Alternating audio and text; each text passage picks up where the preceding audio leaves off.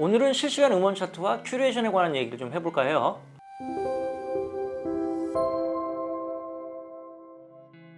특히 이게 인공지능 큐레이션에 대한 제 생각을 말씀드려 볼 건데요. 벌써 1년이 훨씬 지난 얘기죠. 2020년 6월 그 말도 많고 탈도 많았던 멜론 실시간 차트가 폐지됐어요. 그로부터 1년이 지난 최근에 다시금 실시간 차트가 부활했죠. 물론 차트 집계 방식 등의 변화로 이전 실시간 차트와는 차별점이 있지만 최근 1시간 이용량이 50% 반영되면서 1년 전과 다를 바가 없다고 봐야죠.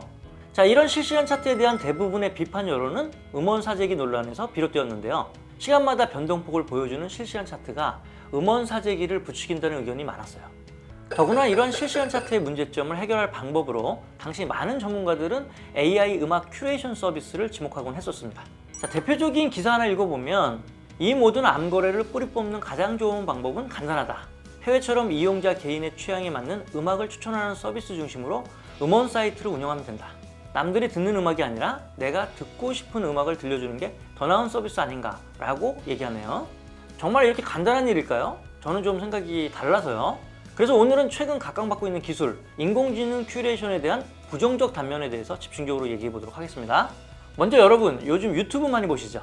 유튜브는 세계 최대, 세계 최고의 동영상 서비스이며 사실 경쟁 서비스가 존재하지 않는 유일무이한 서비스라고 보시면 됩니다.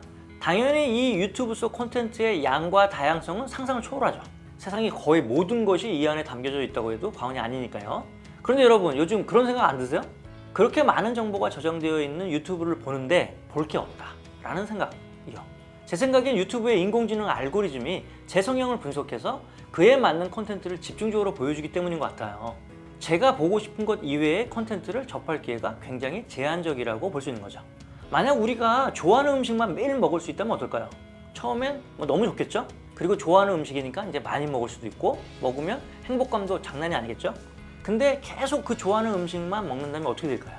물론 개인차가 있어서 계속 좋아하는 분도 계시겠지만 어느 정도 시간이 지나면 경험하지 못한 다른 음식에 대한 궁금함 이런 게 생기지 않을까요? 이렇게 이용자 관심사에 맞춰 필터링된 인터넷 정보로 인해 편향된 정보에 갇히는 현상을 우리는 필터 버블이라고 해요. 다른 말로 하면 풍요 속의 빈곤인 거죠.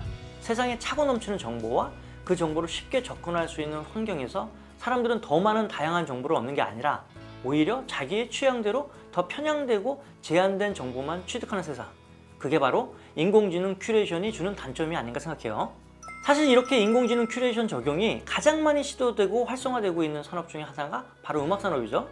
그리고 앞서 말씀드린 기사를 쓴 분도 이러한 큐레이션의 순기능에 대해 말씀하셨던 것 같은데 반대로 역기능에 대한 우려도 같이 고민해야 된다는 게 제 생각입니다. 인공지능 큐레이션의 또 다른 단점 중 하나는 결국 이러한 기술의 목적은 비즈니스 관점에서 볼 때 소비자 요구사항에 최적화된 결과를 보여줌으로써 매출의 극대화를 도모한다는 것인데요. 반대로 큐레이션 기능이 활성화되면 될수록 상품 판매자 또는 콘텐츠 제작자는 자신의 매출을 극대화하기 위해 그 인공지능 알고리즘의 선택을 받고 싶어하고 그 알고리즘에 부합하는 제작 방식, 판매 방식을 선호하는 형태로 바뀔 수 있다는 거죠. 오히려 다양성이 담보되어야 하는 큐레이션한 기능이 더 편향된 제품 제작이나 콘텐츠 제작 방식을 우회적으로 강제할 수 있다는 점이에요. 요즘 유튜브 가서 유튜브 떡상의 비밀 등의 주제로 친절하게 설명하는 영상이 되게 많아요. 결국 유튜브 알고리즘은 이런 영상을 좋아하니까 이렇게 영상을 만들어야 떡상한다 이런 얘기고, 그냥 제 기준으로 이해를 한다면 유튜브에게 잘 보이는 방법 이렇게밖에 이해가 좀 안 되죠. 이제 그러고 보니까 제가 떡상을 못하는 이유이기도 하고 그런 것 같습니다. 그래서 요즘 각 플랫폼 사업자의 인공지능 알고리즘을 공개하라는 얘기가 참 많죠. 이 얘기조차 갑론을박이 참 많아요. 국내 온라인 음악 사이트들은 음원 유통도 같이 하고 있죠. 쉽게 얘기해서 아이유를 제작한 로엔 엔터테인먼트가 멜론이라는 서비스도 했던 것처럼요. 현재 멜론 이외에도 지니뮤직, 플로우, 벅스, 바이브 같은 모든 음악 사이트 회사가 음원 유통업을 겸하거나 제휴가 되어 있죠. 즉 우리는 이런 합리적인 의심을 해볼 수 있는 거죠. 각 음악 사이트의 인공지능 알고리즘이 자사 유통 음원을 더 추천하게끔 세팅되어 있지 않을까 하는 의심이요.